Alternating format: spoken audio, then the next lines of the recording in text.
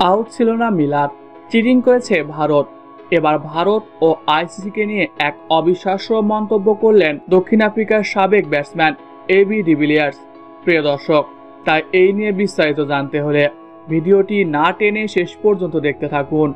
আর আপনি যদি আমাদের চ্যানেলে নতুন হয়ে থাকেন তাহলে এক্ষুনি সাবস্ক্রাইব করে রাখুন। আর ইতিমধ্যে সাবস্ক্রাইব করে থাকলে আপনাকে অসংখ্য ধন্যবাদ। দক্ষিণ আফ্রিকাকে হারিয়ে দ্বিতীয়বারের মতো বিশ্বকাপে টি-20 শিরোপা জিতল ভারত।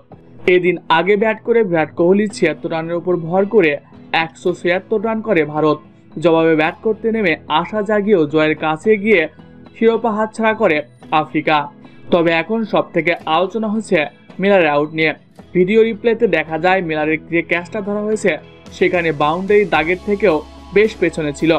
এটা কে করেছে? অবশ্যই ফিল্ডিং দল করেছে। আর ফিল্ডিং দল কে ছিল এটা সবাই জানে। তাই তো এবার এই নিয়ে মুখ খুললেন দক্ষিণ আফ্রিকার সাবেক জনপ্রিয় ব্যাটার এবি ডিভিলিয়ার্স।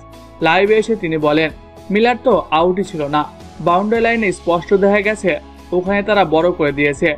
এছাড়াও ক্যাচ দেওয়ার সময় পা বাউন্ডারি লাইনে ছিল, সেটাও ঠিকমতো চেক করেনি আম্পায়াররা। এবারে বিশ্বকাপের আগে থেকে ভারত সুবিধা পেয়ে আসছে। ফাইনাল ম্যাচেও এমন করলো ভারত। ভারত বরাবরই দুর্নীতি করে বড় বড় টুর্নামেন্টে। তারা জিততে চায় সব ট্রফি, তবে সব সময় পারে না। কিন্তু আমাদের সাথে কেন এমন হলো? ফাইনাল ম্যাচের মতো একটা বড় টুর্নামেন্টে আইসিসির আরো গুরুত্ব দেওয়া উচিত। আমাদের ইচ্ছা করে হারিয়ে দিয়েছে আইসিসি ও ভারত। প্রিয় দর্শক, আপনি কি মনে করেন মিলার কি আউট ছিল? কমেন্ট করে জানিয়ে দিন। এছাড়াও খেলাধুলার সকল আপডেট সবার আগে পেতে হলে আমাদের চ্যানেলটি সাবস্ক্রাইব করতে ভুলবেন না। ধন্যবাদ সবাইকে।